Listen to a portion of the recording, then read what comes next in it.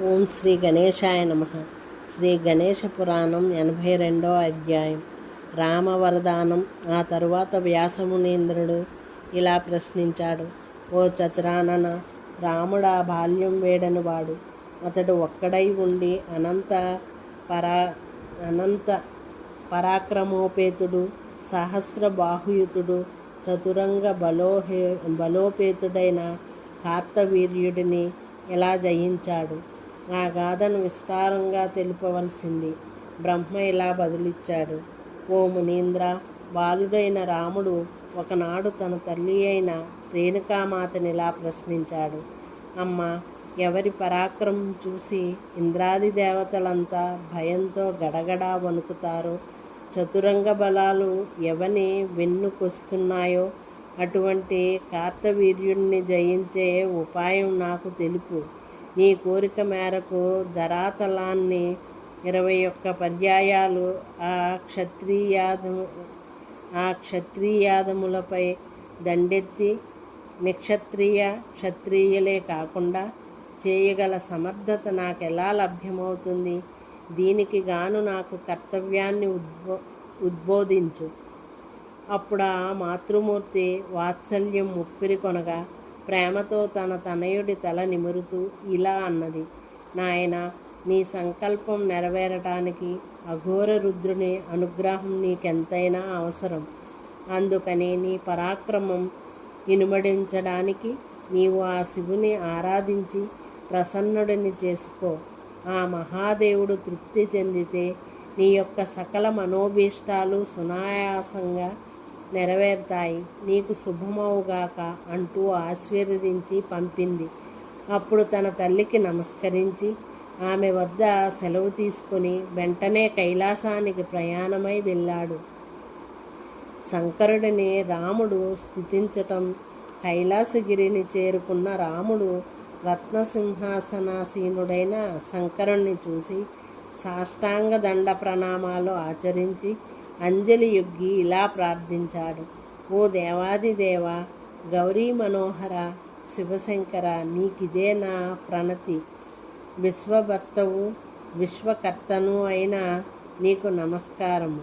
విశ్వలయకర్తవైన నీకు నమస్కారము. విశ్వమే నీవుగా మూర్తిభవించిన ఓ విశ్వమూర్తి, నీకు నమస్కారము. విశ్వానికి ఆధారభూతుడవైన నీకు నమస్సులు. చంద్రకళను లలాటమున ధరించిన భక్త మనోహ్లాదకారి ఓ బ్రహ్మజ్ఞానహేతు, నీకు నమస్కారము. నిర్గుణ నిరాకార స్వరూపుడవైన నీకు నా శరణాగతి. నీ యొక్క మాయచేత సాకారము దాల్చేవాడవు. వేదములెవ్వరి నుండి వెలువడినవో, ఎవ్వరిని వర్ణింప అసఖ్యములో అట్టి పరమపురుషుడవగు నీకు నమస్కారము. సత్యమే స్వరూపమైనట్టివాడా, సత్వరజస్తమో గుణాలకు అతీతుడవై వాటిని ప్రేరేపించు. నీకు నమస్కారము. నిష్ప్రపంచ స్వరూపుడవు, సర్వవేత్తవు అయిన నీకు మరీ మరీ నమస్కారము అంటూ ఓ వ్యాసమునీంద్ర, రాముడు చేసిన స్తుతికి శంకరుడు అమిత ప్రసన్నుడై, ఓ రామ, నీవు రేణుకా తనయుడవని తెలుసుకున్నాను. అమృతజురిలా సాగిన నీ వాగ్దాటికి స్తోత్రానికి కడుంగడు సంతుష్టుడనైనాను. నీవేమి కోరి వచ్చావో చెప్పు అన్న బోళాశంకరునికి భక్తితో అంజలి ఘటించి రాముడిలా అన్నాడు. ఓ దేవా, దుష్టుడైన కార్తవీర్యుడు కామధేనువును చెరపట్టబోగా అతడికి తగ్గ శాస్త్రి జరిగింది.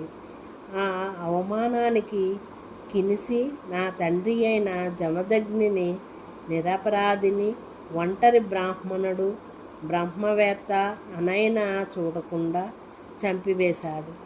వారి ఆతిథ్యాన్ని స్వీకరించి నిరపరాధి అయిన నా మాతృమూర్తి పైన నిర్దయతో 21 వాడిసరాలను వాటి నాటి ఆమెను విగతజీవురాలిని చేశాడు. అట్టి దోషిని దండించమని నా మాతృదేవి ఆనతిచ్చింది. అందుకని నిన్ను శరణు వేడాను. నా కార్యసిద్ధికి అనువైనట్టి ఉపాయం సెలవివ్వు. ఈ ధరామండలాన్ని యావత్తు 21 మార్లు నిక్షాత్రముగా చేస్తాను. రామునకు మంత్రోపదేశం.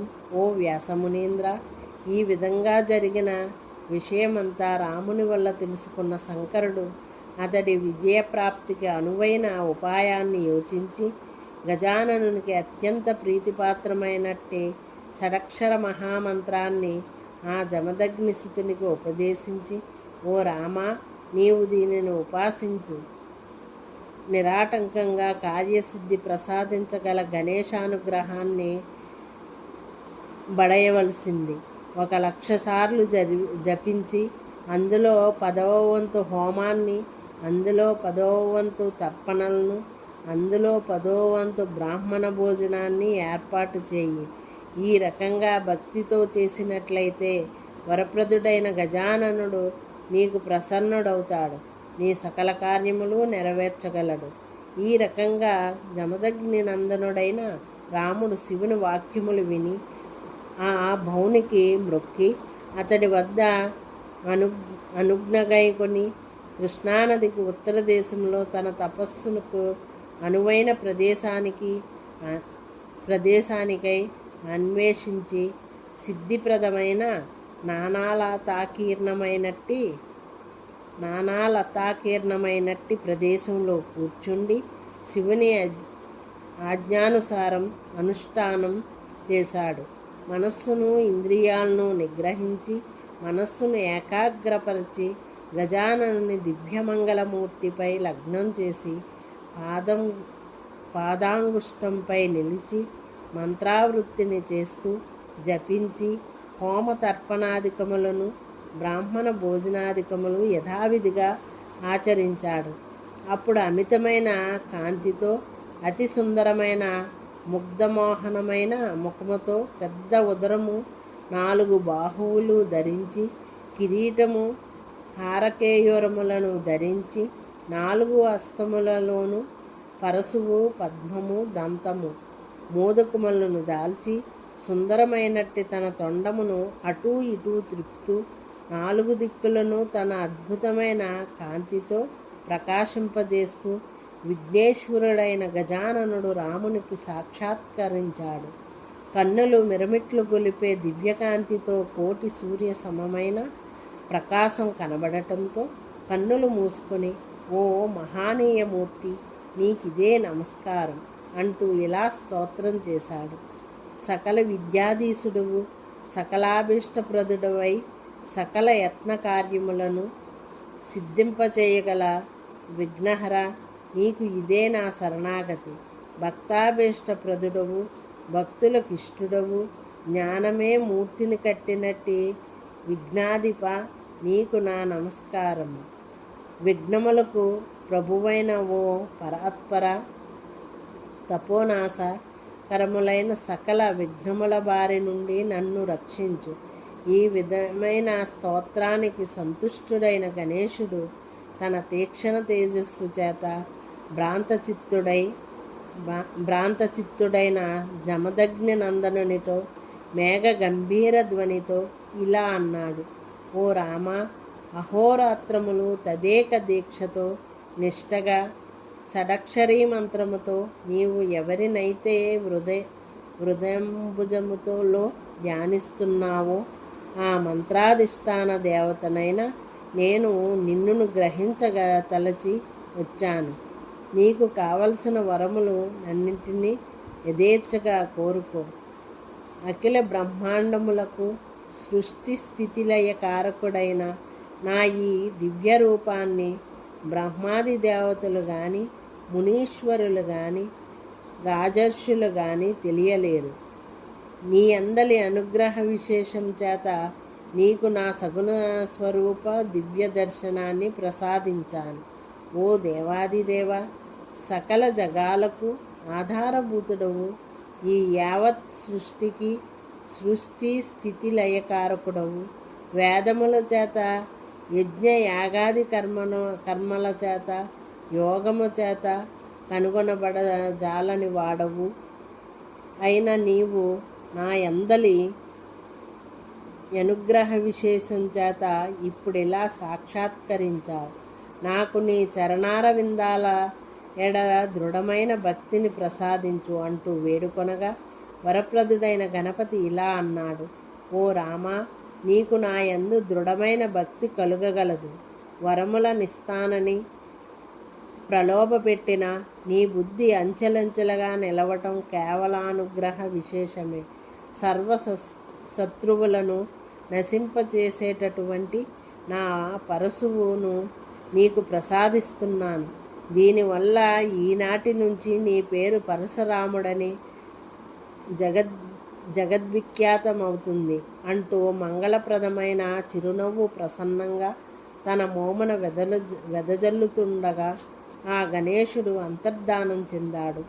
అప్పుడు ఆ పరశువును గ్రహించి ఆ పరశురాముడై ఆ జమదగ్ని నందనుడు వేదాంగ విధులతో అక్కడనే గజానను మూర్తిని ప్రతిష్ఠించి రత్నస్తంభయుతమైన మంటపాన్ని, ఆలయ ప్రసాదాన్ని నిర్మించి ప్రదక్షిణ నమస్కారాదులను సమర్పించి బ్రాహ్మణులకు భోజనాదులను పెట్టి శ్రద్ధగా అనేక దాన ధర్మాలు చేశాడు. నిర్మలాధకరణతో పరశురాముడు తన నిజమందిరానికి తిరిగి వెళ్ళాడు. అనంతరం ఉచ్చైశ్వరముతో కార్తవీర్యుణ్ణి యుద్ధానికి కవ్విస్తూ ఆహ్వానించి యుద్ధరంగంలో అతడి 1000 బాహువులను ఖండించి 21 మారులు భూమిని నిక్షాత్రము చేశాడు. ఆ తరువాత యజ్ఞమును ఆచరించి భూమినంతటినీ బ్రాహ్మణులకు దక్షిణగా ఇచ్చివైచాడు. సర్వదేవతలు దిగ్భ్రాంతులయ్యేటంతటి అతడి పరాక్రమం చూసి ప్రజలందరూ అతన్ని విష్ణుంస గలవానిగా పూజించారు. ఓ వ్యాసమునీంద్ర, ఈ విధంగా గజాననుని నానావిధ అనుగ్రహవంతములైన మహిమలను సంక్షేపంగా వర్ణించి చెప్పాను. ఆ మహిమలను అంతా పూర్తిగా వర్ణించడం 1000 నాల్కలు గల శేషునికి కూడా తరం కాదు. ఈ ఉపాసనాఖండమును ఏ మానవులైతే శ్రద్ధాభక్తులతో వింటారో అట్టివారు ఇహలోకములో తమ సకల మనోభీష్టములను పొంది అంత్యకాలములో గణేశలోకాన్ని పొందుతారు. ప్రళయకాల పర్యంతం ఆ లోకంలో యథేచ్ఛగా రమించగలరు. ఇది శ్రీ గణేశ పురాణం ఉపాసనాఖండంలోని రామవరదానం అనే 82వ అధ్యాయం సంపూర్ణం. ఓం శ్రీ గణేశాయ నమః.